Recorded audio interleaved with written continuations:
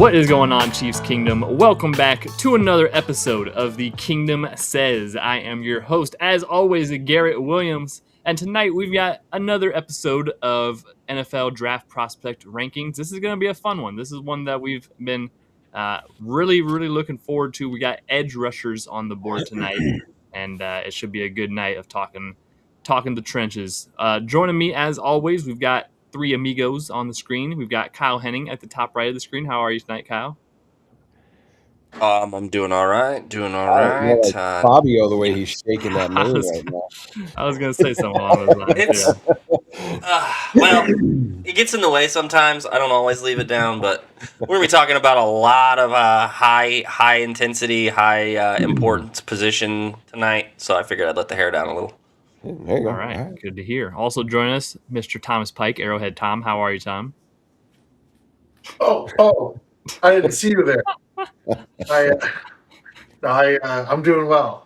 This is always a good one of my favorite positions to watch. I'm stoked to get into it. And I know there's a lot of guys to talk about, so I'm going to shut up so we can get to it. Oh, yes, that's good. That's valid. And last but not least, Mr. Randy Ellenberger. How are you, Randy? Ready to do this. Let's do the damn thing. Let's start arguing and cutting people apart, and we'll be just fine. It's gonna be a good one. Yeah, should be a good one. This is a very fun position. I know for me, especially one of my favorite positions every year in the draft, and also happens to be a huge position of need for the Chiefs this year. So if you were to just look, at the Chiefs roster, especially comparing to the last year, one of the biggest problems that the Chiefs had, period, was that they could not get any type of pass rush going, period. Like, it was Chris Jones, George Karlaftis was, he's there, he's solid, but other than that, there was absolutely nobody on that D-line who was consistently winning and producing last year.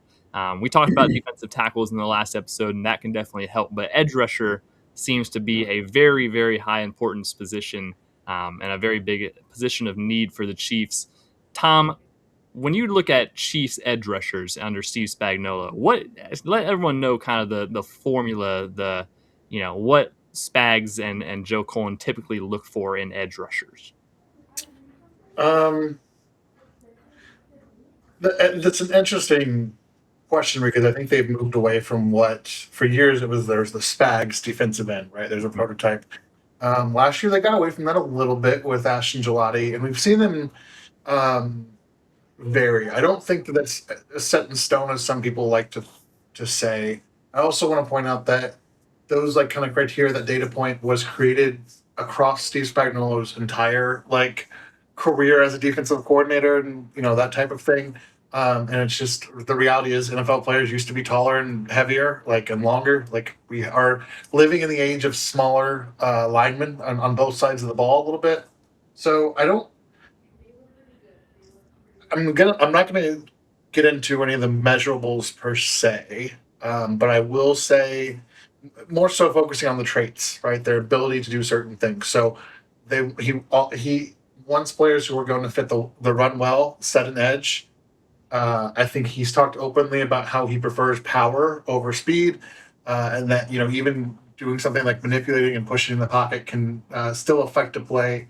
And then he likes guys who are going to be who can play in multiple spots, play for majority of the game. I know he moves guys around a lot, but he doesn't necessarily like to swap guys in and out all the time. At least I think in the ideal. I think back to Frank Clark and how many snaps. I mean, Frank Clark was an Iron Man, right? Same thing with Chris Jones. All across the line, the defensive linemen are expected to be out there as much as possible. I think in the last couple of years they've pieced it together here and there just based on what they've had. I know everybody wants to kind of point fingers and kind of hate on George a little bit. He had a down year. So did the whole rest of the team. There wasn't really a lot of guys on the line that the offensive lines had to really account for. It was George and Chris, and then nobody that anybody really worried about. So we only have two guys that you have to think about maybe bringing extra help to block. It's not a whole lot. So I'm excited because some of these guys fit, and some of these guys, would be outliers for what we normally see from Steve. So I'm curious to see how he builds it out at that position. Right. Yeah. Like Tom said, they have been moving away from what the prototypical Spags defensive end typically was. It used to be, it kind of had to be, over 6'3", over 6'4" ish, 34 ish inch arms, 260, 270, at least as far as the weight goes. And we've seen some experiments now. The Ashton Gelati was a little bit undersized comparatively. And they've tried a couple different things, obviously like the Josh Uches of the world, and even when they traded for like Cameron Thomas a couple years ago, it's like, who tried? Who tried with either of those guys? Well, Brent yeah, tried. a certain Steve didn't. the front office tried, and Spags said, no, we're not doing this little guy stuff. So we're going to talk about a lot of guys today. There is a point where it's like there are some edge rushers that are just gonna be too undersized to even really consider. Like there's undersized, and then there's like so undersized that you're not gonna fit into a 4-3 system. Now, once again, also You're undersized, or then you're a linebacker. Yeah, exactly. You're kind of more of a 3-4 Like- outside linebacker, and the Chiefs have kind of gradually gone to more of a 3-4 system a little bit with some of their personnel changes and whatnot that we've talked about. Within the NFL these days, it's all very hybrid stuff. A lot of different looks and packages and stuff like that. So there's kind of a type, but we've seen them stray away from that type, and there's a lot of guys I think that kind of would be more than likely just based off of measurements alone. So let's not waste any more time, and let's kind of get into the tiers. If you've been following along, we kind of try to do these tiers of guys who take at certain positions of the Chiefs. With pick number 9, that has been a big topic of discussion because there's basically 3 guys that are in that top 10 edge rusher category. So I'll kind of lay them out for you real quick here. Obviously, there's Arvell Reese, which we talked about in the linebacker episode, our first episode here. He's kind of a linebacker edge hybrid. I think there's a lot of chance that he's going to be playing edge rusher in this league for probably the Jets or whatever the top teams take him. I don't even think there's even a chance he's going to be there at 9. It seems like he's the consensus number 1 linebacker edge guy that's going to be gone pretty quickly. So we'll kind of hit on him a little bit, but he's even really not in the cards. The big ones that are in the cards are David Bailey out of Texas Tech and Rueben Bain Jr. out of Miami. Randy, let me start with you on this one, because this is a big topic of debate for Chiefs fans, for everyone really. I think over the process, David Bailey has been the higher one, who I think people are projecting to go maybe top 5, top 6 in that range, maybe the first edge rusher off the board, maybe the second. Where do you stand with those top couple, even including Reese? Where's the edge rusher at the top look for you? Yeah, I think, by every single thing that you read and see and hear, odds are Reese is going to be typically the top guy projected. There are some that still have Bailey as that top edge defender. Anyone who knows me or has listened or seen anything that I've posted in the last 3 months, I am not one of those guys. But I think it's going to be Reese or Bailey that probably goes first overall, Bain being that outlier, which I am happy about. I think Reese is super talented. He is that hybrid type guy. He's 6'4", 240 pounds. He runs like a deer, can jump, strong, athletic. He can play all over the place. So yeah, he's kind of one of those unicorn-ish special talents that somebody's gonna drool over and try to scheme up to put him in the best places at all times. But yeah, then I think the majority of the people still think Bailey is that 2 guy. And then, Bain kind of rounding up the top 3. I do not have Bailey in my top 5, so we'll just throw that out there. Yeah, we'll dive into that a little more. Kyle, when you look at these edge rushers, specifically comparing like Bailey and Bain, which are the 2 more likely guys that would even be there at 9, what are the big differences to you? One is a pass rush specialist, and one is an every down edge rusher. Edge player, even with Bain not having necessarily the arm length conversation. You're going to hear arm length conversations about him because he's got NFL historically short arms. Okay, he could probably still slapbox most of you successfully without anyone touching him if you're a normal human. But Yeah. if you're not and you're an alien like all the guys that play in the NFL are for the most part, his arms are shorter than most of them have ever been successful at playing edge in the NFL. Now, that doesn't mean that it can't be done. It just means that it's not as easy. Part of the reason it's not as easy is because arm length provides you leverage options and stuff, so he has to be extremely good with his technique to combat some of those things. He has to be stronger, and he has to be better with his technique and footwork. But David Bailey does one thing and one thing only, and that is rush the passer. David Bailey, I have watched cut up after cut up, highlight after highlight. If you can find him making a play in the run game on a highlight, let me know, because still haven't seen one. He's not on the field most of the time in running situations. His specialty is second and long or third and long. So that's great if you're not playing for Steve Spagnuolo. If you're playing for Steve Spagnuolo, unless they're going to draft you in like round 6 and you're going to see like 12% of the snaps over the first 2 years of your career, that's probably not great. So for me, this becomes a really easy conversation. David Bailey does not fit at all what the Chiefs look for at any point in time when it comes to defensive ends. And this isn't from like a arm length or a weight thing. He doesn't play the run. He just doesn't. He's not in on run downs. He does not play the run. He is a passer, go get passer, which is fine. It's just not what Kansas City's ever done in their defensive end room. And I would, if it's me, and if you're going to pick a defensive end between these two guys and they're both there at 9, it's Rueben Bain. And yes, I know the story from 2 years ago that suddenly made click news because somebody needed to get their clicks off and try to torpedo a kid before the draft started. But he's still, of the two, I'm absolutely taking Rueben Bain over David Bailey. It's not even particularly close for me. Yeah, I think if the conversation, if you're going to use a top 10 pick on a guy, you want more of a complete player. You don't want a guy who's really just a one-trick guy. And David Bailey, to his credit, like he's a good pass rusher. Like he is. There's no doubt in any of our minds that he is a good pass rusher. He's got good burst. None. He's got some explosiveness to him. He can go speed or power. Yeah, like he can do a little bit of both. Like we say, you want the full package, and to me, and to I think all of us, Rueben Bain is that full package. Rueben Bain is my favorite edge rusher in this draft by far. He is definitely the most exciting pick for me at 9, the dream pick if he can make it at 9, and he's even a guy I would trade up a couple spots for. That's something that we can obviously debate into oblivion, because if you were to put Rueben Bain into some of these other draft classes, he wouldn't necessarily be that top guy.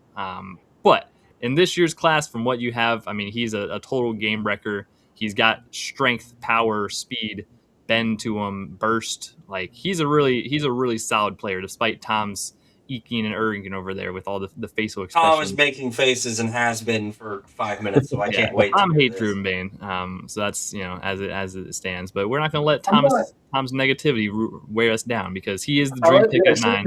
You're waiting for me to go last. It's as if you don't want my opinion on this situation. It's just we're here positive vibes. We're all on the Bain train, as they say, and Tom has never climbed aboard said train so far. Tom. I think it is difficult. Okay, so I've said this a couple times. Don't count it twice, right? And I think that when it comes to David Bailey, we're counting the run defense thing twice, and then we're completely ignoring the Bain arm length thing. Bain is a good player. I have no reason to think that he's going to be a bust, but I think if you are talking about caliber of players, I don't think there's a huge gap between how they project. So let me, when we're talking about Bailey and Bain, I'm gonna throw some pro comps out here just to get some names. So my personal one for Arvell Reese is one that I've held on to, and I love it, and I think I don't know, Julian Peterson, go throw back a little bit, former Seahawks and Niners and Lions, off ball slash 3-4 outside linebacker hybrid. Had a couple double digit sack seasons. If Reese is there at 9, you just do it and you figure it out. I want to give Bailey a little bit more love. Reese is there at 9. Somebody in about 6 GM rooms needs to be fucking fired. Oh, I agree. If Arvell Reese is there at 9, there should be some people losing their jobs between picks 2 and 8. Weird things happen though on draft day, especially when you have a player who's kind of a hybrid kind of player like he is. So let's talk about David Bailey, and then I'll bring everybody down on Bain. So here's the thing: the stuff against the run is fair. He looked better at Texas Tech than he did at Stanford. At Stanford, he looked like, okay, this is going to be one of those things that's going to keep you as a second round player. With David Bailey, you're grading to the flashes a little bit, and he has, like, yes, the run defense might even be below average, and Randy's probably going to be like, he was out there. Tom, where did you find clips to watch him in run defense? Because I looked everywhere. There's plenty of clips. He was out there. They kept him on the field. Yeah. Like I said, most time they ran it out. When he was out there, he wasn't doing very well. I agree that he tends to get caught up in the trash and doesn't get off blocks and isn't going to be a guy who can get out there. But on the flip side of that, I think we're glossing over the fact that he does have an elite tool, right? His pass rushing moves. We see, the first step is. He does. I hesitate to say it's elite, but I would say it's borderline elite. I think he's got good speed to power. I was actually impressed with that a couple reps where he gets into a guy's pads, and it's like an offensive lineman have to respect the speed around the edge. The bend, the speed, it's all there. And I think he plays with good effort. Like, it's not... I feel like we just completely dunked on him because he's bad in run defense. And at the same time, we're always kind of complaining, about Spags doing something similar and only wanting a guy who, we're like, I'm so tired of Spags.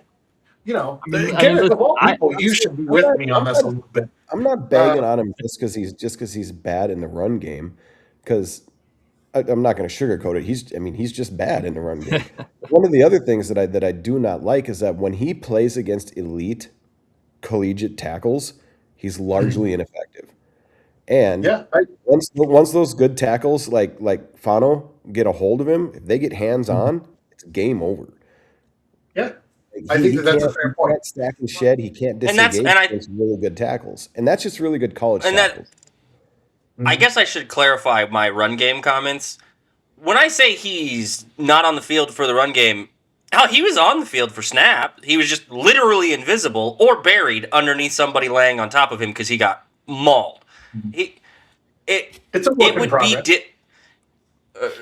Brother, there's been no progress. I think there's been no progress. There has been progress from Stanford to Texas Tech. There has been some progress. Because in Stanford, he wasn't even on the field in rundown. It didn't exist. I was going to say, at Stanford, it literally didn't exist. And then in Texas Tech, that he was at least played during the snaps, I guess. But here's my thing. You say he has an elite tool, which he has one, and it's his speed. It's his speed off the edge. That's his main elite tool.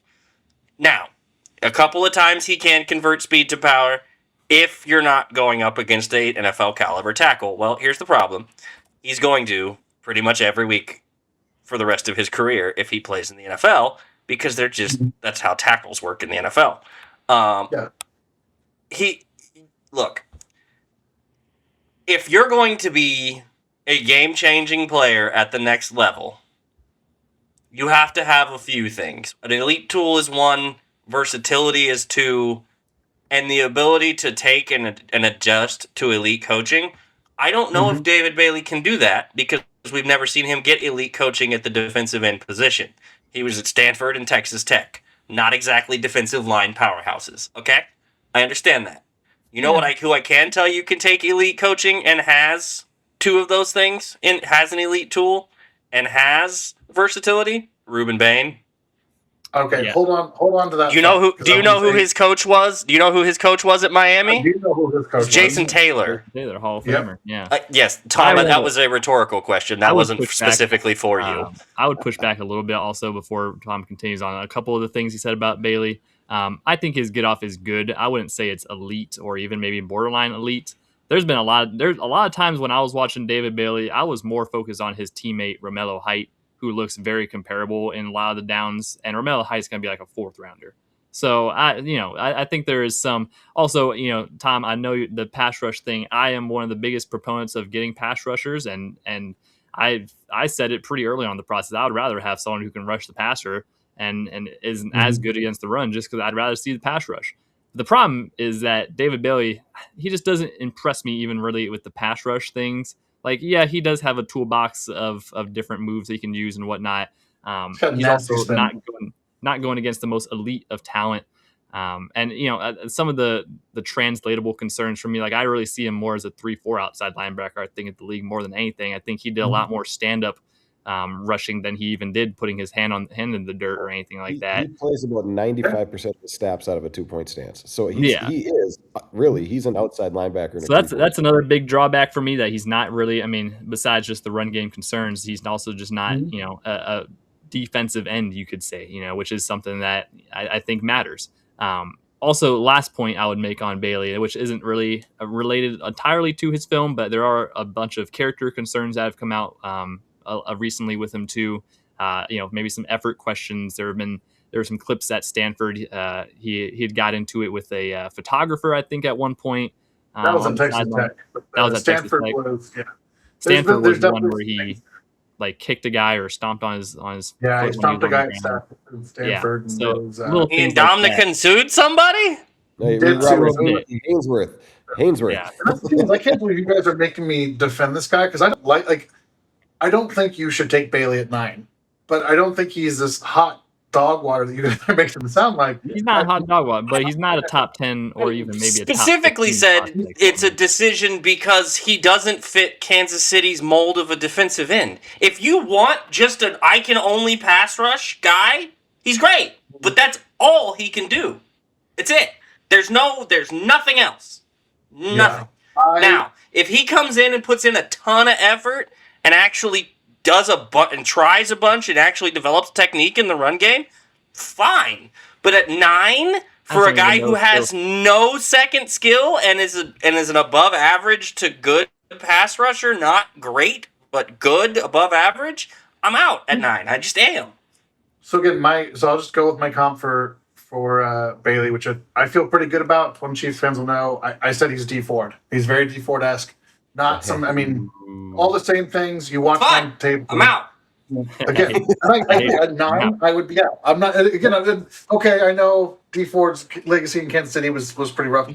D Ford was a pretty. Telling me he doesn't know how to line up on sides? Is that what you're telling me about David Bailey? That's not what I'm telling you. I'm telling you that he's somebody who can have double-digit sacks, right? Which in this class, I agree with you guys. I wouldn't take him at 9. I'm not comfortable with it. But those are the guys that, I mean, based on the rest of the class, for whatever reason, I mean, that's what we're talking about. Now, there's people who make more money doing this than we do, and who make money doing this, and who make millions and all that stuff, who think otherwise, and that's totally cool. We can have difference of opinions. I just think that let's.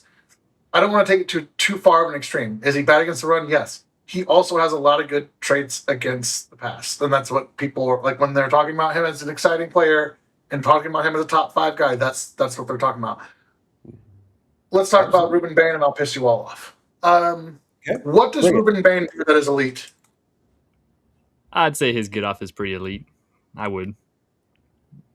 His get off motor would be another one. That's not true, Tom. His motor would be another one. That's not true, Tom. I would say Rueben Bain's motor is elite. I think his versatility to line up and down the line would put him at maybe not elite but very good status. Because you're not putting Bailey anywhere else but like an outside 7 or 9. You can literally put Bain anywhere up and down the field. I think his bend and his power And is elite. are vastly better than Bailey. The And shin just his angles, flat out shin tenacious. angles are elite. His level of tenacity is almost better than He's anybody nasty. in this draft, and he is nothing but football. If you listen to an interview with this kid, it is all ball all the time. Doesn't care about anything else. No care. I mean, other than this like weird story that came out recently about the driving and whatever else. Like there wasn't a single blip on the radar that I've seen on Bailey or on Bain. Yeah, So I mean, I get I would that he's agree. 6'2". I get that he has 30-inch arms. I get that stuff. But just watching the dude play ball, there's nothing he does other than play football. Like that. That's it. I would say a lot of Bain's traits are much better than David Bailey's and a lot more translatable to the NFL. I would say that for sure. Also, one more note I want to make: his arm length is very low. It is very short. I saw a thing. He's only has a half inch shorter wingspan than Nick Bosa, I believe. So take that for what you will. We are trying hard to get around the arm thing. I'm gonna let it be. And You saw we it. we all know my take on arm length. Like I don't think that 1 inch, this amount of space is that vastly like.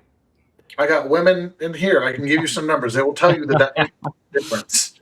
In We're not regards to talking about your the romantic NFL We're talking levels chiefs, I about here, feel like Thomas. you're We were accurate. talking about football Yeah. players. over what is like if his arms were an inch longer, he would still have historically short arms for a first round draft pick. If his arms were 31 inches, it would still be a knock. We're not talking it's a little bit below, right? Because like Trent McDuffie, his arms were a little short for a corner. We're talking bottom percent, like you have to scroll and dig and dig and dig to find players who have the same arm length as Rueben Bain, who played in the NFL. Not were successful, were played. Who Yeah, played. but Tom, Period. if you look at those players, just look at if you look at the players, they're not nearly the same prospect as Bain is. I mean, none of these guys were even close to first round talents. Just because they had short arms didn't make them not first round talent. Like these guys had short arms So and that's also chicken weren't or egg first round argument. talents. I'm not saying that he's not talented or that he doesn't deserve it. I'm just saying you can't knock one thing and say that and then have this I feel like I can actually. I feel like we mentality can about knock Ruben Bain. because here's the thing, Tom. One of these things actually translates to the gameplay and the game on the field, right? Like one of the things, David Bailey's knock of not being a good run defender, that actually shows up on the field. Ruben I Bain's see lack of Ruben arm Bain's length arm length being an issue on field. does not show up on the field. You could not if nobody had ever measured his arms, nobody would know how like if nobody has a tape measure out there, we would never even think that he has short arms. If you watch his tape, the way he uses his body, the way he gets underneath people with pad level and the different like you would never notice. And he doesn't notice because he clearly can utilize his short arm length to his advantage still and fully maximizes whatever arm length that he has. Like this isn't something like it's new to him, right? Like this is something that he's worked through for many, many years, and he has gotten to the first round top 10 talent despite all of that. Like that should be even more impressive, I feel like, than David Bailey having, a more considerable measurements and still lacking in some areas. Yeah. So here's the thing. I hear what you're saying. I don't disagree. I think he does a really good job of playing through it. I think, like you said, he uses it as an advantage. I think whose opinions who are smarter than I have similar thoughts about. He uses, yes, his arms are shorter, but he works harder than anybody else to make sure that the other guys don't get their arms on him. Like it's, that's a reality. I have seen it on tape. I've seen it when he's trying to fill a gap and he's reaching into the hole and trying to get an arm on a guy and he's just not there, and that's okay. Like that's not the end of the world, right? It doesn't. I don't see a lot of times where it's he's getting just completely stood up and engulfed by somebody. I do see it sometimes, and I think even just watching, I would be able to go, yeah, his arms. Like again, we're talking about his same teammate Mesidor. I can look at them and go, yeah, that guy is definitely longer than that guy. And it's not a death sentence necessarily. And again, I understand you're like, oh, we're kind of treating it like one. I'm not saying that it means absolutely one thing or this thing. I'm just saying that it's a significant outlier that it would be, we're not, it's very unusual. It doesn't mean it can't be done. It wasn't that long ago that a quarterback under 6 foot wouldn't be like considered, right? And then we have Russell Wilson, and then I mean, just a couple years ago, Bryce Young went number one overall, right? So sometimes those metrics are, like I said, it can be a chicken or the egg argument. I think it's not irrelevant, but I don't think it's 100% a death sentence. So, what I love most about Bain is the effort, the energy. I think that he kind of you feel him on every play, even if he's not getting the sack. So, again, very different from David Bailey, right? He has a presence on the field. My comparison for him, another short arm guy, was James Harrison, which I think is a very generous comparison.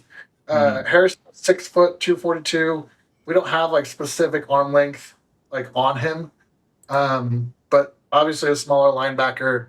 I think he plays with that same like toughness and physicality, and just I don't care if you're bigger than me. You're not gonna be better than me in this on this rep. I'm gonna run through you. I'm gonna get to where I want to go. I'm gonna do what I want. So that's stylistically, that's who he made me think of.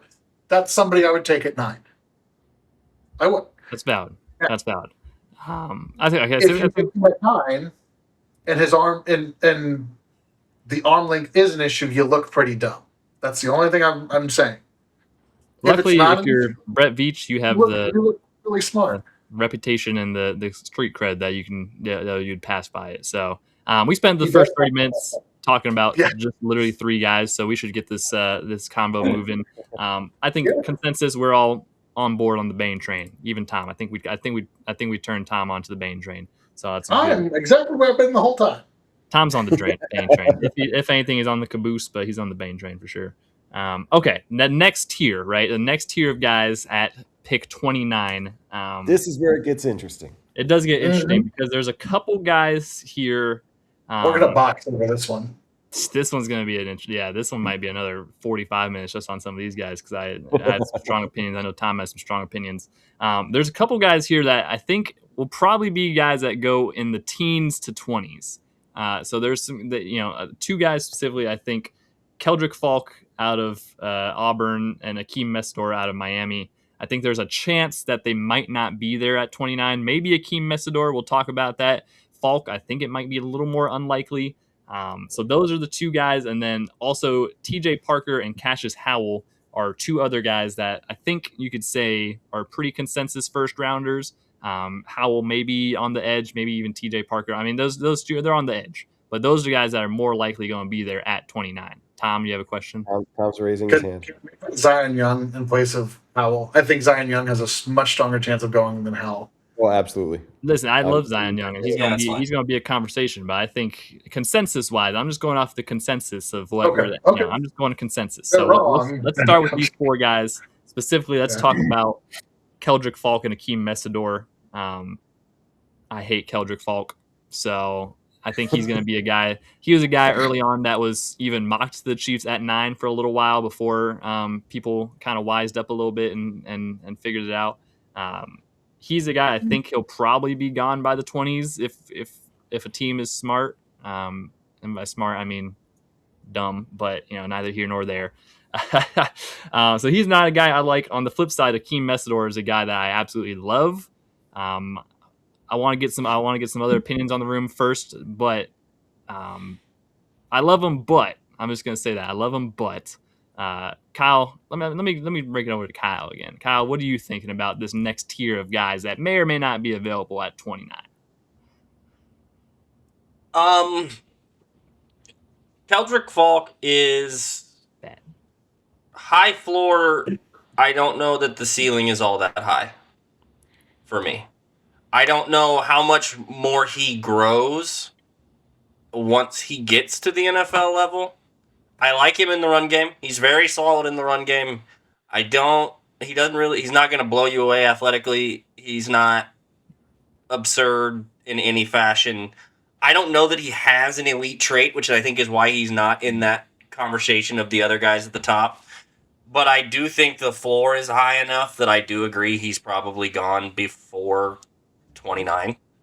And he's size profile fits well. He's got high effort, especially in the run game. He can get off a block. Those things are all fine. I don't know that he has any pass rush moves that wow me necessarily. It's a very generic bag for me in the pass rush. And that's fine, but frankly, I don't trust the coaching staff or the players around him in Kansas City to really increase the pass rush bag. And so for me, the way that this kind of breaks out, if I'm going to draft a guy that's a versatile player with a high floor, his high floor needs to be in the pass rush and have the skill to have the effort in the run game to learn the technique in the run game, if that makes sense. I would rather start the ball of clay to have the pass rush built in and be able to build the run game into it than vice versa. Because I think it's harder to teach pass rush than it is to teach run techniques in some instances, especially when you're going against elite tackles in a pass rush sense. Because a lot of these guys on the tackle side see an elite bag of pass rush moves. So when you show up with a mediocre bag of pass rush moves, they go meh.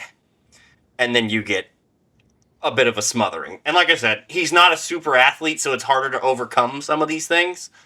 I'm not super happy about having him in Kansas City, if I'm being honest. I'd rather not.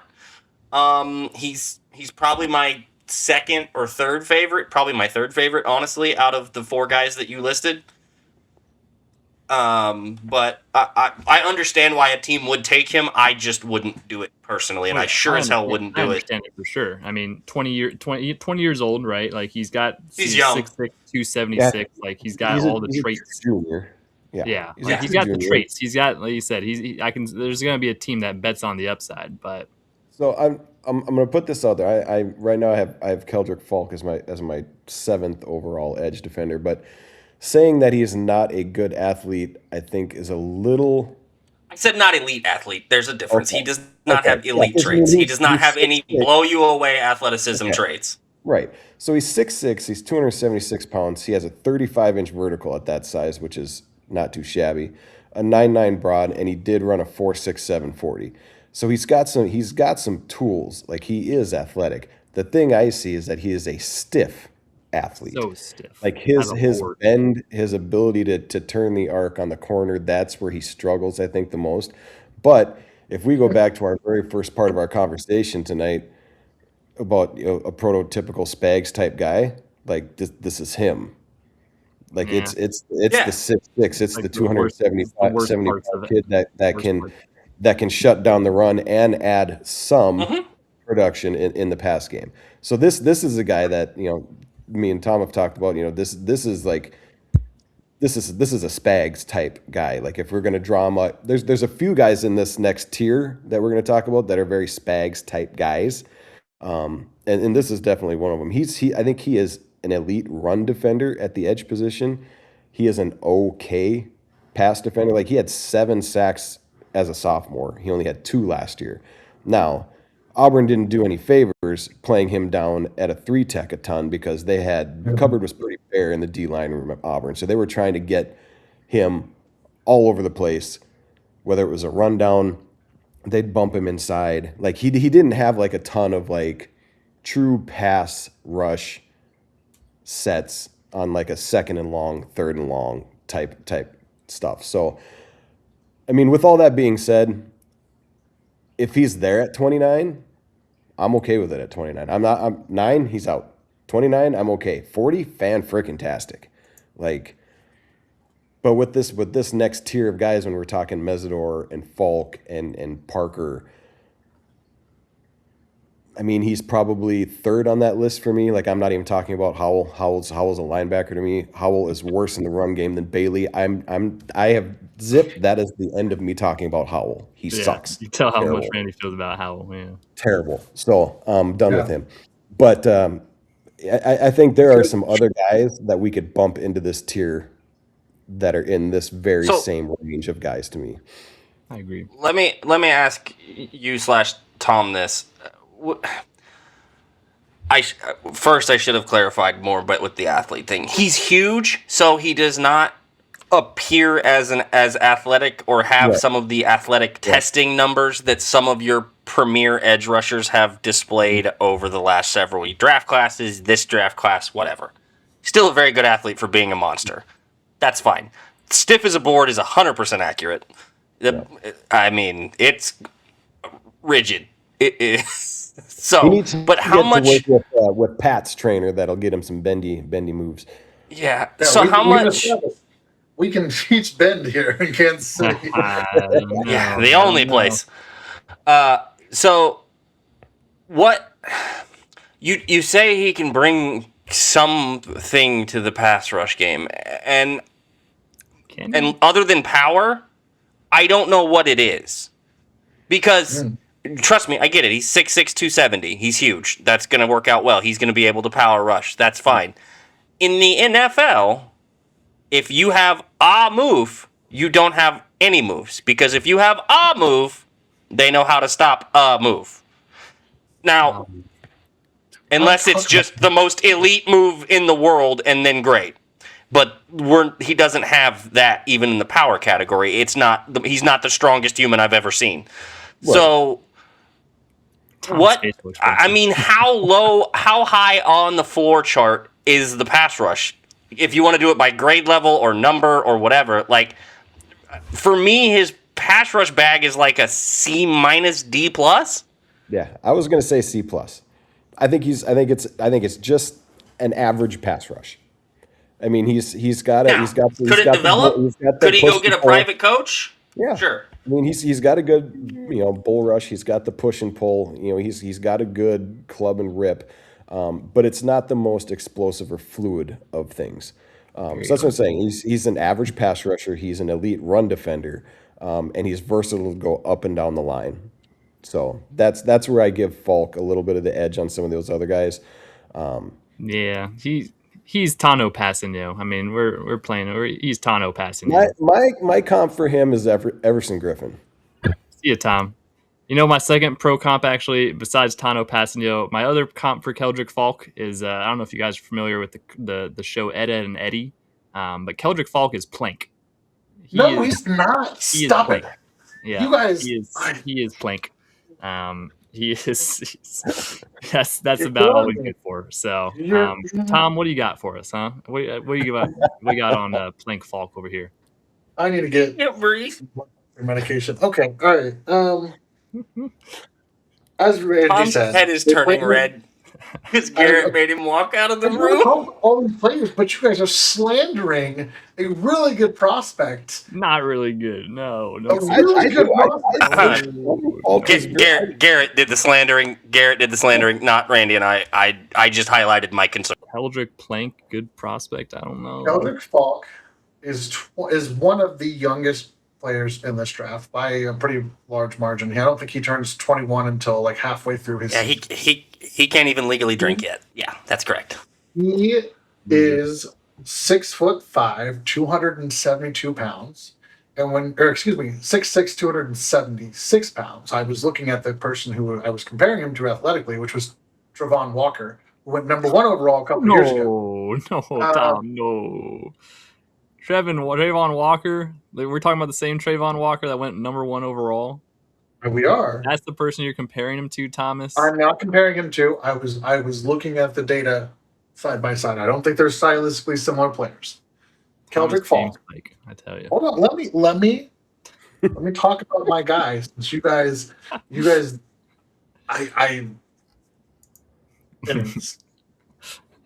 When you draft Keldrick Falk, you are getting a high upside, or excuse me, a high floor player with a upside that's going to depend entirely on your ability to unlock him as a pass rusher. It was abysmal how Auburn used him this year and at times last year. This man was lining up as nose tackle, as a one tech, as a three tech, as a nine tech. Right? He has not had a chance really to develop any of that stuff. As far as the pass rush moves, I think he's got a good rip and dip inside. He's got a stab move. He's got some of my favorite hands in this class in terms of like when you watch him move people, like when he hits you, you He's see got heavy offensive linemen move back. Is the twitch there? No, I don't think the twitch is elite. I don't think it's whatever. Um, yes, there is some projection here, but are we? I mean, I think he is as good of a run defender as David Bailey is a pass rusher. One of those things is just valued differently, uh, and I I think his potential as a pass rusher is a lot higher than what we are categorizing it here. My comp for Keldrick Falk is Jason Pierre-Paul. Very similar size. APB. Falk is actually more athletic, but with a younger player, experience needed to get some things, worked out. If Falk is there at 29 and you get him, I'm pretty jazzed. Right. As far as Cassius Howell, I wouldn't touch him with a 10-foot stick. He couldn't touch me either because his arms are even shorter than Rueben Bain's. And he didn't have any elite testing. Like I don't think that he's there. Very mid. We're out on Cassius Howell. Yeah. Fun player, local Kansas City kid, rooting for him, but I'm gonna root from afar with him.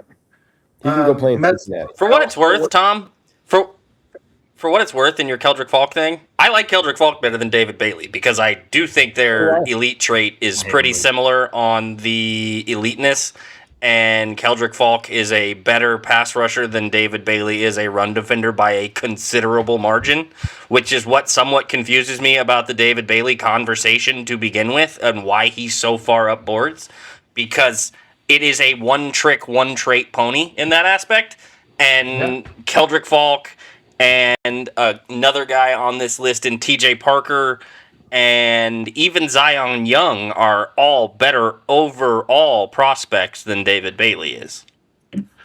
Yeah. Was Parker on this list? Did we talk about him? Yeah, Parker and Messidor. We haven't really touched on Messidor or Parker yet. So I also wouldn't touch Messidor, not to do anything with the player. Well, somewhat.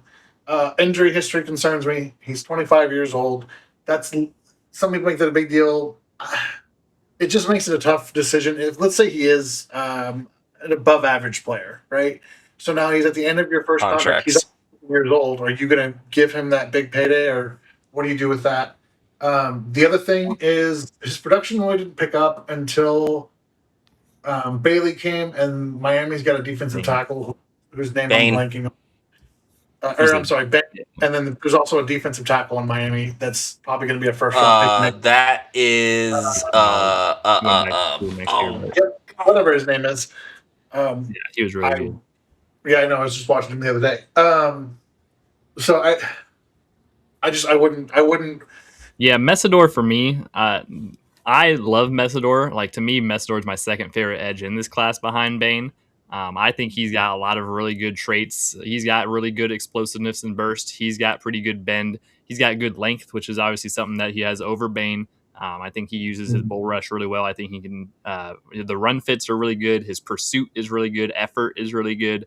I really like Messidor.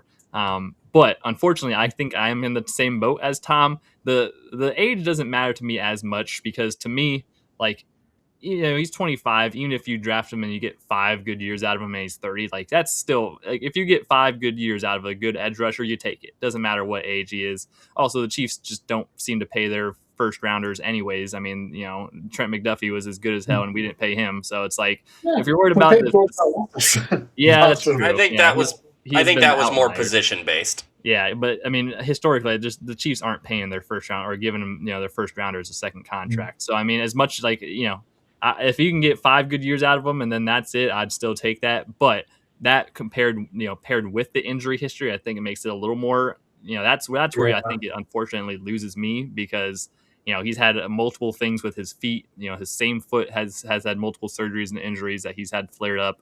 And it's just not a good recipe for success. As much as I love the prospect, yeah, it would be tough. It would be unless Chiefs have one of the best medical staffs in the NFL. If they check him out and they think that he's good, then sign me up for it. Because really, outside of that, the age really doesn't matter to me too much. But Mestor, super fun prospect to me. I think he's really solid.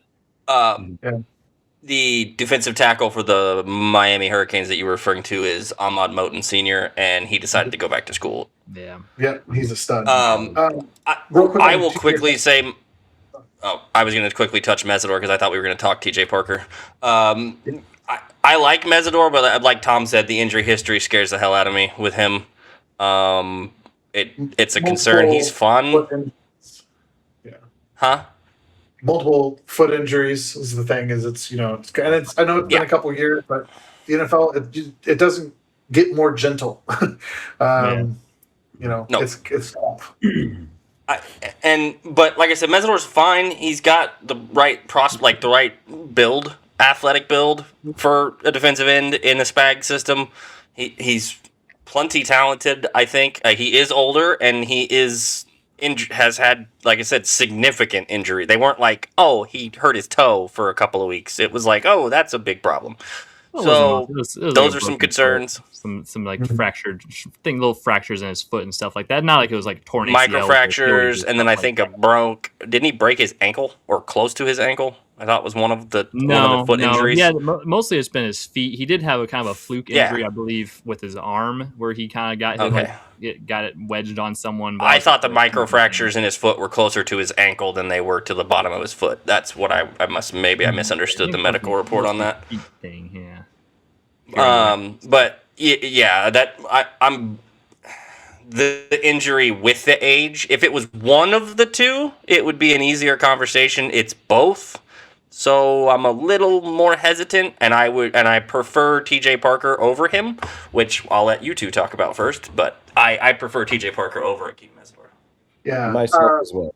Yeah, yeah, and I think the other thing, real quick, the other thing with Mesidor, just I would probably take him in round 2. I just wouldn't take him top 50. If that makes sense. So I think it would be a little rich at 40 to take him. So I say I wouldn't probably take him to the first round. Probably seems like I'm drinking the haterade. So, yeah. Was that the full batch, or did we have? TJ Parker needs some love too. We didn't need Parker on TJ Parker. Parker right now is my absolute favorite target at 29.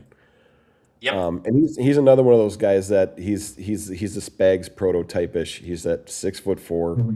He's 260 pounds. He plays the run and pass equally as good. The thing I love about Parker is so he may not be the most explosive or twitchy, but his ability to use his hands, I think, are above anybody else in this draft. His hand placement, he has strong, violent hands. His punch is phenomenal. His long arm, if you watch the Senior Bowl reps of the one-on-one pass rush, his long arm it's as good as I've seen that I can even remember. It's rough. It's not nice. No, so this dude, he had a little bit of a sack drop off again this year versus last year. But Clemson sucks. Thank you. Sorry. But so it's he is one of the most complete edge defenders in this draft, and he is my number 3 overall. He's, taking Reese out, he's more of that hybrid linebacker, whatever. Parker is a true defensive end edge defender, and he's by far my favorite projection and pick at 29. So, and only 21 years old. If I could do backflips, I would do backflips if we drafted him at 29. Did you say he's not explosive?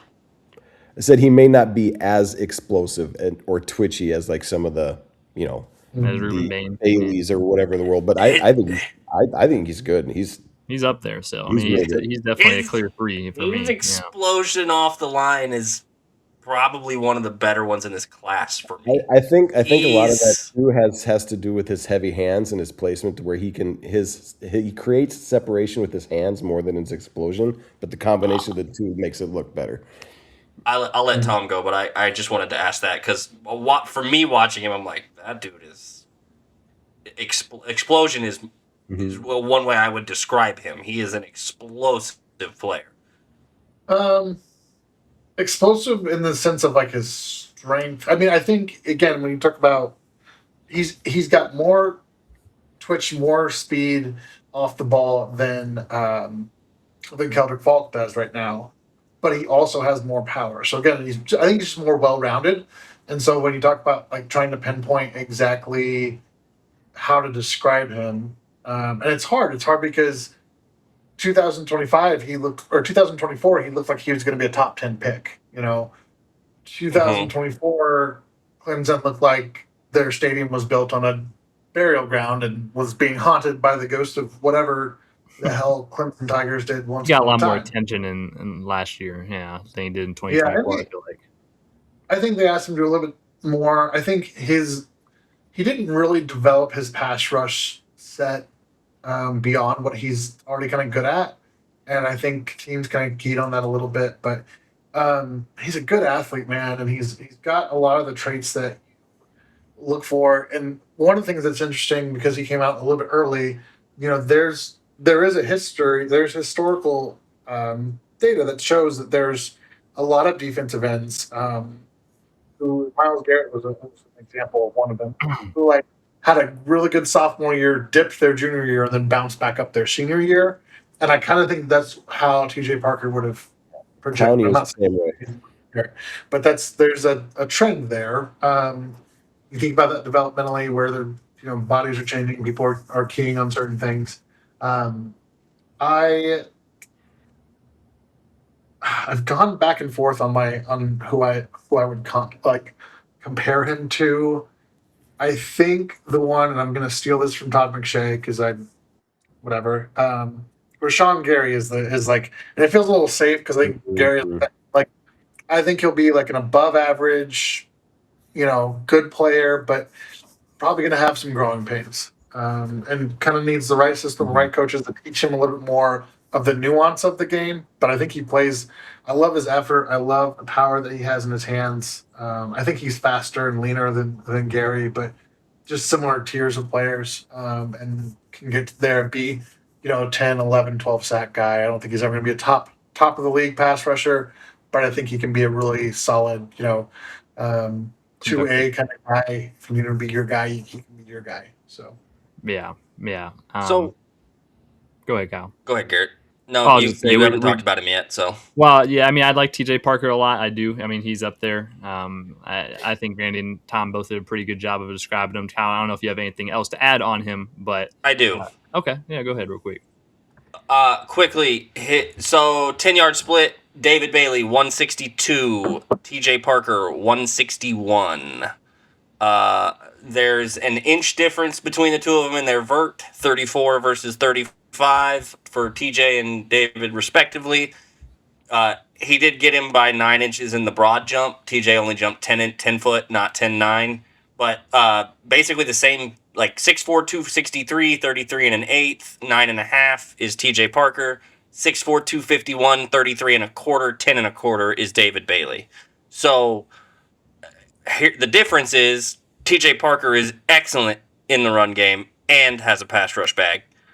Would I like to see more out of the pass rush bag? Yes. Do I think Clemson absolutely shot him in the foot for him last year? Absolutely. I would prefer TJ Parker at 29 almost over any other direction you could go there for a couple of reasons. One, he fits the traditional Spags mold of a defensive end, but also his intelligence level, his play IQ and identification, he makes plays that he's not supposed to a lot because he's smart and he pursues and he knows where the ball's going to go, even if the other team doesn't necessarily think that's where he thinks it's going to go. It's a consistent theme you watch with him throughout. But and you talked about hands. I think he probably has my favorite hands in this draft class. Between him and Falk, they do both have extremely good hands, and I like TJ's a little more in that aspect. I think TJ is a guy that if you bring him in at 29, you can expect to play him a good chunk of your edge snaps throughout Probably his career. Okay, let's keep it I think pushing he's going to because play solid edge for you for several years, and you probably get 2 contracts. Okay, let's keep it pushing because we spent an hour and we haven't even escaped the first round yet. And there's 2 more guys I think we're going to talk about in this next tier that even could sneak into the first round. Honestly, these guys, if you get them at 40, it's pretty solid. But I think I have 2 guys in mind: Zion Young and Gabe Akis, as 2 guys that really I think are really good players. Gabe Akis for sure is one of the ones I am a really big fan of. He's a guy. If the cards are depending on how the cards were, if TJ Parker's not 29, I wouldn't even mind taking Gabe Akis at 29 with how fun of a prospect he is. I think he has a lot of really translatable properties and traits to him that Steve Spagnuolo specifically will really like. Zion Young too. I mean, they're both definitely Steve Spagnuolo type of defensive ends that have good pass rush to them.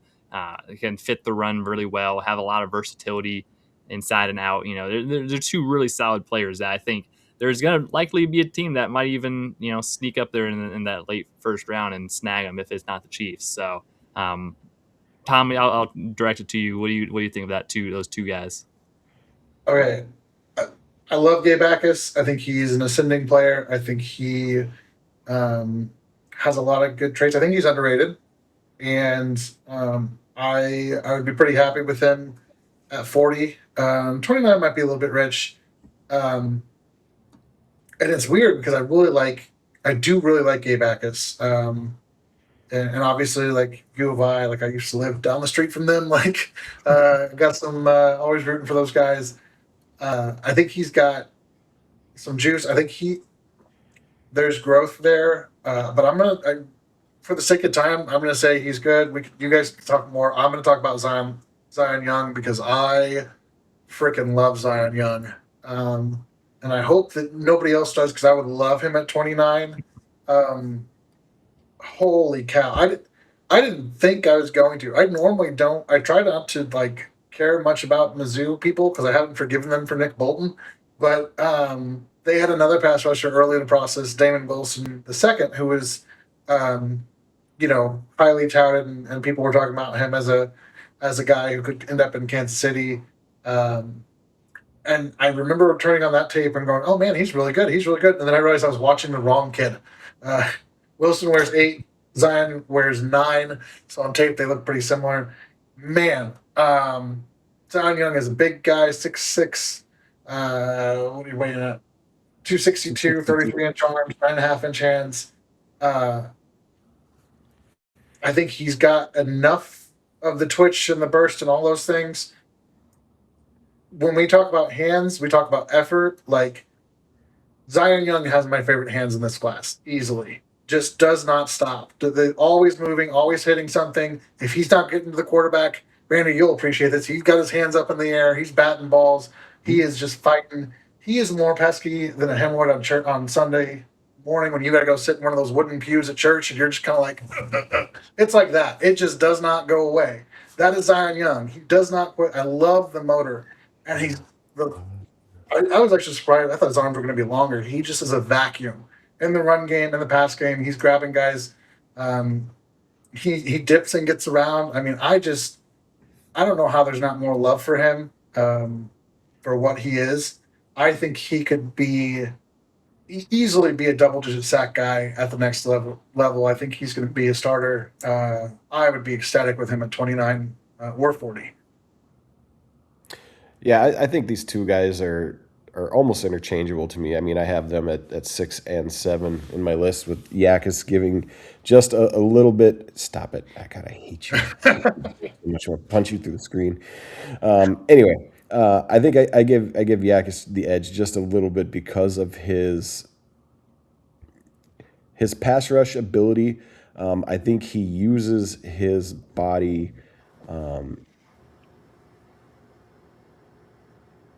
Better in a sense, he was a two-time state wrestling champion, so he's got that wrestling background. But he's one of those guys that kind of just slowly kept creeping up the board and creeping up the board. The closer we got, the higher he gets, and you know, I've always said that I'm not always a huge fan of the guys that fly up draft boards late. There's something to be said for his case, because the more you watch, the more you're like, damn, like this kid is super underrated in this class. But I mean, if you were to take T.J. Parker and Yakis and Zion Young, and even Falk, and like to put them all in one kind of group, they all have some similar traits, similar body types. Like this is the group of the Spags guys. Like these four players right there. This is the if Spags is gonna look at all these defensive ends and edge players out of this draft, these are the four guys that are going to be at the top of his list, just on body size and play style alone. Mm-hmm. So I guess it's going to be kind of a 2-and-2 thing here, because for me, I'm with Tom. I like Zion a lot, and I did not think I was going to. I too traditionally steer away from not even just Mizzou, but Mizzou, K-State, KU. Almost like I just traditionally kind of steer from those, but occasionally you get a prospect at one of those schools where you can't ignore it. My biggest question mark with him is if he can improve how fast he gets off the ball. Legitimately, that's one of the only areas where I'm like, it could probably improve significantly, and it would help him tremendously, especially with his sack numbers. But he's probably my favorite. If you told me TJ Parker was gone, like Garrett said, I would be happy with him at 29 or 40. The biggest thing for me, he's violent. It's controlled violence, but it's violent. And he's a guy, defensive lineman, offensive lineman, the best way to defeat your opponent in the trench is to take his soul and his willingness to fight. And he does that to people, man. Zion Young it's SEC. It's not like he's doing it in the MAC. Like, it was in the SEC consistently. So his bend is I like his bend. I like his bag. You can tell he's just a grade A. I show up to work and do my thing every single day, all to get better. I like Zion Young a lot. That would be where I would go at 29 or 40 if TJ Parker is not available and you didn't get one before then. Yeah. All right, that's a good summary of those two guys. Now, I think unless you guys have any objections, I feel like we have most of the guys that we would be comfortable taking at 29 and 40. I don't know if there's anyone else you might add to that list. I would maybe sneak a Malachi Lawrence in there from UCF. That's the guy I would, and not at 29, 40. Yeah, 40, yeah. 40 range, Malachi Lawrence I would look at. Yeah, because I like him a lot. And I personally am going to bring up another guy I would take at 40 that I know it's not a popular opinion. I'm a big fan of R. Mason Thomas. He to me is a guy, you're betting just on pass rush. He's got a lot of explosiveness in his pass rush. To me, I think he's what David Bailey you want him to be. Honestly, he's almost in the same boat as David Bailey, but you'd be getting him at 40. I know it's not. He isn't necessarily. He's definitely undersized for Spags at 6'2", 241. But I mean, he's got juice, man. I feel like he's got some juice. If you just watch the kid, I mean, he's got some good juice. He's got some decent bend to him. He's not the biggest presence in the run game. I get it. So it's like taking him at 40 might be a little rich, but some team is going to take him in the second round. So it's, if you wanted to get that kind of guy, you would have to take him at 40. He's not making it to 74. But I can understand there's a lot better options available at that. And, I wouldn't take him over like an Akis or Young or some of these other guys. But if theoretically the cupboard is that bare and you really want an edge rusher, I would not hate drafting R. Mason Thomas. I'm just saying. Really, I mean, R. Mason Thomas is a linebacker playing defensive end in college. He really should be playing Mike linebacker.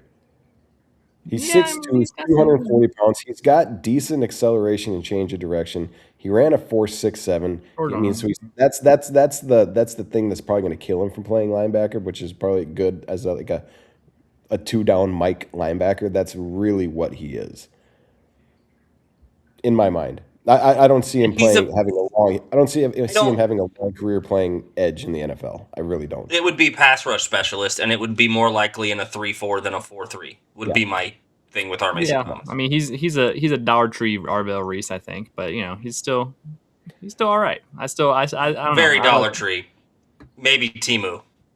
He's, no, I wouldn't go that far with it. No, I mean he's at least. I mean maybe even Dollar General you can put him in, but I wouldn't go Timu. Yeah, So I do like our Mason Thomas as a player. Fit in Kansas City is kind of weird, but yeah. Yeah, if he's a Harold Landry, everyone wants to do the Nick Bonito comp because of the Oklahoma thing, but I he's a good pass rusher. I think he plays with really good effort against the run. I just think that it's a physical limitation, and that's okay. For a day 2 or day 3 guy, like he that's all right. he surprisingly can go speed to power better than I thought he would be able to with his he's size. fun. I mean he's got juice, man. He's got some juice. He's got some juice. Okay, so that's the last of the guys I think at 40 that would be pretty reasonable. So the next guys after that, it's kind of a hodgepodge. I don't know if there's necessarily a clear like ranking of, it's kind of just pick your flavor, right? Pick your poison of what you're looking at. So I think a good idea is we just go around and we just kind of start throwing out guys' names and kind of go from third, fourth, fifth round, stuff like that. So if you look at third round, I'll start Romello Height, the other Texas Tech edge rusher, which we talked on earlier. He's actually my favorite Texas Tech edge rusher of the two. If we're going to be honest, if you had to choose one, I would choose Romello Height. He is very, very thin. Like he's 6'3", 239, and he looks even thinner than that. He looks like me. I compared him. He looks like me rushing passer out there. Honestly, like he's very light, and that's gonna be hard to translate to the NFL and this, and have you meaningful reps. But he does have good off. I would say he's got a similar good off to David Bailey, if not better. A lot of time watching that D line, I was more impressed with Romello Height coming around out of a lot of those reps. I think he's a guy that, despite some of the limitations, I think his effort and stuff has shot him up the board a little bit. I think he'll have an okay career somewhere. Definitely not in KC, but I can see him having 4 to 5 sacks a year for a team as a rotational guy. But yeah, he'd be a third rounder at best, I feel like. But I think even fourth or fifth round, you might be able to snag him still, for depending on what team you're looking at. But yeah, who's next? Who's next in the rotation? Who else are we throwing out? I'm just going to throw this out here. Go Just to say ahead. this about height. The reason why David Bailey looked better as a run defender in Texas Tech is because teams just went, you see that really skinny guy over there? Yeah, run at him. Yeah, run at him. Yeah. Yeah. That's all I have on my height. Randy, go ahead. Yeah, I'm gonna throw out my. This guy rounds out my top 10. Derek Moore out of Michigan. I like him. I know the super easy comp just because the Michigan guy is Brandon Graham, but it's a very similar football player. 6'4", 255, and at 74 is a really realistic spot where he's going to end up, I think. But yeah, he's stout in the run. He had 10 sacks last year as a senior. A really good, well-rounded football player. Some people will say that maybe he could play 3-4 outside backer. I don't necessarily know if he's that good in space. But they early on, people pegged him as kind of a one trick pony when it comes to like just a speed to power, bull rush type guy. But I think his practice film at the Senior Bowl really displayed that he's got a lot more pop than some people really thought, because there's a few reps there where he flat out just took that tackle, put him straight on his ass, and ran right over his face. And I love to see stuff like that. So Derek Moore rounds out my top 10, and in that 74 range, I think is probably where he ends up. I like Derek Moore. I like him a lot. Yeah, he's at 74. I would be down for sure. Who else we got? I've Tom? got one I'm going to throw Yeah. out there that I'm really conflicted on, but I want to like him, so I'm going to put him out there. Denied Sutton out of Penn State. So he was supposed to kind of be the guy this year, take the next step. Everything about this kid screams like, next year, like elite dominant edge defender, right? 6'6", 256 pounds, 33.5-inch arms, a 4.63 40-yard dash, a 6.9 3 cone, like 10 and an eighth inch hands, 10-yard split is 163, broad to 10. I mean, just a 39-inch vertical jump at that size. Like, but man, he plays so inconsistently. And he's just weirdly stiff. I mean, they kind of the looks like Tarzan plays like Jane. He's so stiff. It's like looks like Tarzan plays like Jane after they ran out of KY jelly. I mean, it's just he's out there waddling at times. And it's rough. I want more from him. I want him to rally. I want him to finish better. He just doesn't there. So I think like it could be a coaching thing. It could be get him in the right room kind of thing. But all the athletic tools are there to be a guy who like should have been a first round pick. And with Penn State's history of pass rushers, it's it's a little surprising that he is where he's at. But I think, and that's where it kind of feels like a trap because it's like you love the what could be, and then you get a kind of a dud. But I think there's more there. I think there could be more there. So that's my my one guilty pleasure there. Yeah, Tom, I had a few Tom took my guy.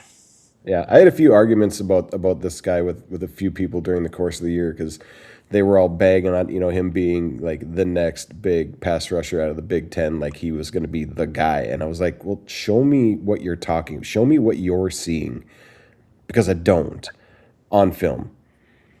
Yeah. He looked like a lot of those Penn State pass rushers that can cause some chaos, but is so inconsistent and doesn't finish. Like he never finished plays. Like Yeah. at that size, speed, and athletic ability, like there's something missing. Like he can't seem to put it all together, get out of his own way type, whatever it is. I don't know if it's effort, concentration, who knows? But I never saw All the what they were seeing early in the season when we started having these conversations. And then those conversations slowly started to die as the season went longer. But it's one of those guys that really looks the part and really should, but I don't know. There's something missing. So he played through injury senior year on and on. He dislocated his elbow. So that changes a little bit of it. My biggest issue with him is his pass rush bag is a bull rush. I mean, that's it. Like, that's what he does. Now, he's a mountain and he's strong as hell, so that helps. But there's got to be another move off of it, at least one. So, him and Keldrick Falk have some similarities to me as far as, except his floor is lower and I think his ceiling's probably a little higher. Just because of what Tom mentioned, the tool set is all there. The tool bag is full. Now the question is, does he take it to work with him? And it's the Tarzan Jane thing is accurate. I wonder how much of that had to do with the elbow being an issue, and he didn't really necessarily feel like he could get since power is his game. If you have one of your weapons at a disadvantage to where it's normally at, it makes it harder. But the other problem is he's like you mentioned, he's tight, he's stiff, his hips especially, and he spends too much time too high up in the air. And I know that sounds like you're like, yeah, he's 6'6", but his pad level is the wrong level. A lot. He has some issues. So I like him. I do, and it's 74. Is that it? 74? I like his pad. I like his pad, his game. I just wish there was more in the pass rush, and I wish there was a little more violence. Like I talked about Zion being violent. Right. Yeah. Yeah. And there's not violence. And if you're going to be that much of a monster, because like I said, Tom read you his measurables, all of the things like it.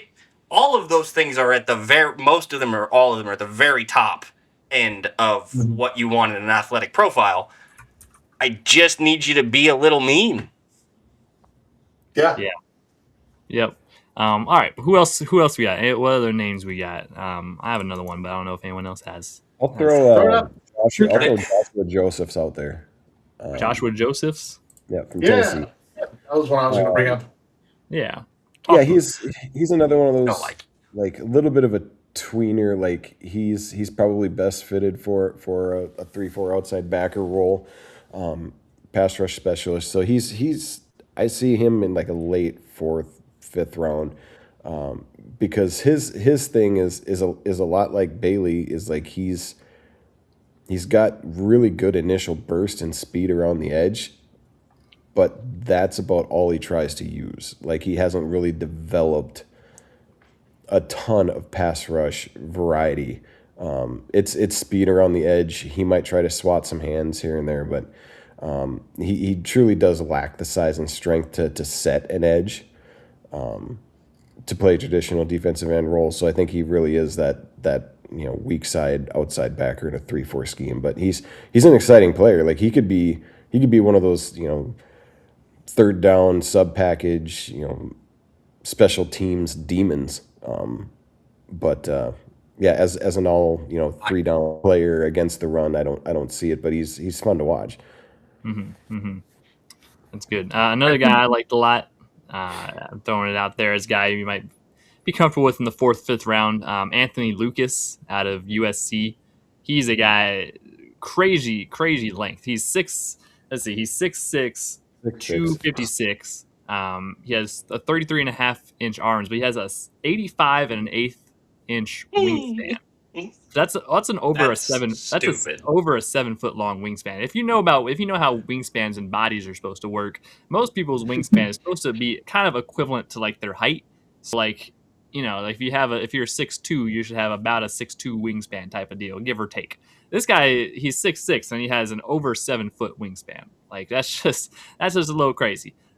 He's got tremendous length and he uses it really well. He's really good at setting the edge. He's good in the run game. He's got a decent, pass. He doesn't have any kind of crazy, pass rush bag or anything like that. But it's getting there. It's an improvement. It's a work in progress. But he's a guy. If you're sitting there at the 4th round pick or whatnot, I think he'd be a good guy that fits into a lot of what Spags is looking for in defensive end. So that's a guy I'm not just because I'm a USC fan, but he was, he wasn't the most impactful guys on the defensive line. But definitely a notable guy that I would be pretty comfortable with in that 4th round pick. He's an interesting guy from a tools perspective. I similar to Dennis Sutton. I just felt like you just always left me wanting more, especially for a guy who played for 4 years. And I mean, 3 sacks in 4 years is not awesome, but I think you look at the traits and the profile and go, yeah, we could maybe find more here. I want to jump back to Joseph real quick just to say this, because I think there's a good chance he goes on day 2. If he falls into day 3, I think he could be of the guys who could be reasonable day 3 guys at edge. I think if he ends up being a guy who gets a big second contract and is really kind of a stud, he would probably be the guy on day 3 that I would look at the most. He is shorter, but long arms, similar to your point about Lucas, shorter but long arms and big hands. I think he's got active hands. He does a good job. I think there's some upside there with Josephs. So gotta improve against the run. But if he ends, I'm trying to think of shorter guy, but just super long arms and pretty active hands. Big wingspan too. He's got an 84-inch wingspan. So I mean, that's a good 7-foot wingspan too, right there for you. So and 34-inch arms. Yeah, that's pretty solid. It's good frame, even though he's only 6'3". That's pretty crazy. Yeah. Well, you think about it, from a leverage standpoint, sometimes, I mean, that's what.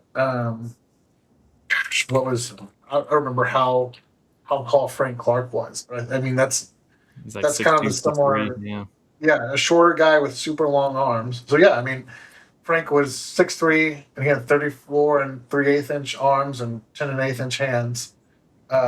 Pretty similar. Yeah, Joseph's is very similar. 10-inch hands, 34 and a quarter. So Yep. not far off measurable wise from our friend Frank. So those players are always intriguing to me because you have the best of both worlds where you're playing lower and you can get it out and extend, and that can really generate some juice. So he's an interesting one. Keep an eye on him. Is anyone an LT Overton fan here? Just raise your hand if you're an LT Overton Defensive fan. tackle. Nobody. He's not an edge rusher at the He's NFL level. he's not an edge. He was We didn't talk about absolutely defense tackles, though, so. invisible in the college football playoff. No. I'm saying they list him as an edge, but he is a defensive tackle at the next level. There is not. I don't think there's enough pass rush bag to even pretend that he can play edge at the next level. I think you need to put 20 pounds on him and play him at defensive tackle. Yep, for sure. Yeah. He's an edge in the sense of like a 3-4 defensive end is an edge. Like that's where he's Yeah. He's like he's like shades of Tyson Jackson. Yeah. Right. Pass. Okay. So anyone? I will quickly say this. Everybody else seems to be high on Mr. Joseph's. I'm not. That is a linebacker. Yep.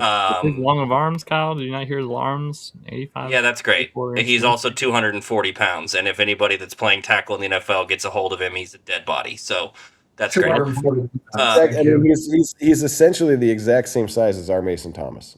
He's a little heavier, even. And Really here's long the thing, Yeah. I absolutely hate Tennessee's defense. They between them and Clemson, I would like to take both defensive coordinators and walk them off a pier somewhere Hates orange. and let them swim for a while. The way that they treat their defensive players with the schemes that they run for these guys really, really hampers them. Some of these guys in certain areas to where they could potentially be much better players or prospects if they were played in a way that made sense to any other defensive coordinator on the planet besides the two at those universities. Maybe I'm missing something from what Tom is seeing. I just don't see it. I just don't.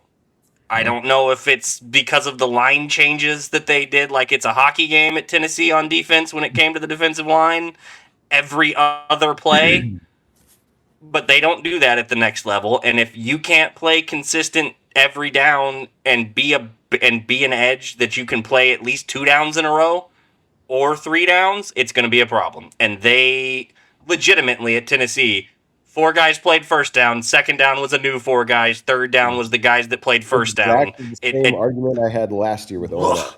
It drives me absolutely nuts. Yep. If we're talking later round guys at this point, Caden Curry is a guy I would look at and pay attention to. Yep. Caden Curry is 6'3", 257. He doesn't have crazy arms. He's 30 and an eighth, so his arm length is a little shorter than I would like. But he's still raw. He was only 1 year as a starter. I like him. I think as a late round potential add to your room to kind of see and build a prospect and what you can develop out of a guy, he's got probably some of the most room for growth in this class from the edge position just because of his limited experience. I also think you can use him on special teams because I think he can athletically fit into some special teams roles. So he's a guy I would look at, and that one of the 4 5th-round picks that we have, Right. or that 7th UDFA range, anywhere on that day 3 back into round 5 to 7 range, I would look at a guy like Caden Curry. Okay, so for sake of time, anyone else we're dying to talk about that? We're at about an hour 30 here. Anyone else we're dying to talk about that you guys? My cutoff guy is Nadame Tucker from Western Michigan, and I have him ahead of Lucas and LT Overton and Max Llewellyn from Iowa. So yeah. We're getting towards the bottom. We're in the weeds here, boys and girls. I talk about Zion Young more. No, What's that? yeah, I think we accomplished that. Yeah. Okay, I'll just real quick. I have 30 seconds. Go watch the game. Go watch Zion Young versus Alabama and tell me that Zion Young doesn't belong in the first round, and tell me that Caden Proctor does. There was a play where Zion Young No, manhandled Caden Proctor I with won't do one that. arm, little boyed him. It was. Oh, all right, I'm done. I will not do that because I don't think Caden Proctor belongs in the first round. But that's me. Yeah. Not Nadame Tucker, I feel like is the last relevant guy to talk about just because he had a lot of production out of college, A right? lot of production. Now Western Michigan, but he had a lot of production at Western Michigan. Yeah. So that's notable. I mean, if you're betting on a guy in the 5th, 6th round, that has some traits. I mean, he's really undersized at 6'2", 247, but For anybody saying we didn't mention Kieran Crawford, it's because he's a linebacker, not an edge. We'll just go ahead and get out in front of that. I'm gonna throw two more Spags type bodies and play style guys out that could go anywhere in that 5th to end of 7th round type range. And Did I say one of their names already? I don't know. Logan Fano from Utah, and Wes Bailey out of Louisville. They're both that 6'5", 257, 265 range. Strong against the run, not a ton of production as a pass rusher, but guys that could definitely add some rotational value or some developmental type bodies that really carries that Spags prototype body style and type. That could be bargain bin Keldrick Falks in the 5th to 7th. So right. Yeah. All right. Well, I think we did it. I think we've done it. I think we've got a lot of edge rushers for the Chiefs in this draft. Fun class, always fun class to talk about edge rushers. It's a big position that we all really like here, and should be interesting to see. There's a lot of different directions to go. Like we talked about at the beginning of the show, the Chiefs is definitely a high need. You can definitely add one, if not two bodies, I think, and still be pretty good.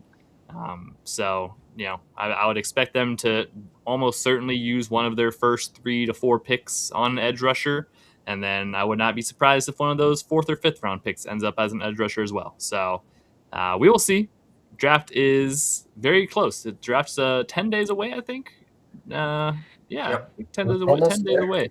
9 days away if you're listening to this the day this podcast drops. So it's coming up on us. We're finally about to be there.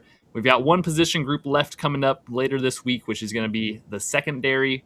So it should be interesting to see how that goes. We're going to try to combine corner and safety. It might be a 2-hour long episode if we're being real. I mean,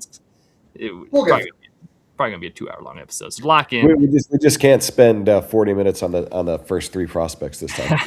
That's a big debate. I mean, when Tom wants to spend we knew that was going to happen because of the conversation with this position group around that pick. We knew that was going to be a common factor.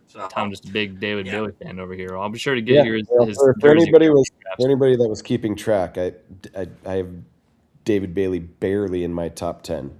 Yeah, and Tom absolutely loves him. So that's the duality of man, the duality of man. So that's all we've got for you today. We appreciate everyone for rocking with us, tuning in. We will be back later this week for another episode, and then next week we have mock draft warfare coming up during draft week, so that's be a fun one to do as well. And that's it. Be sure to check us out at Kingdom Says Pod, Facebook, X, and Instagram. Check us out, YouTube, Spotify, Apple Music, wherever you get your podcasts at. We will be on there, and we will see you guys later this week for secondary guys in the next episode of The Kingdom Says.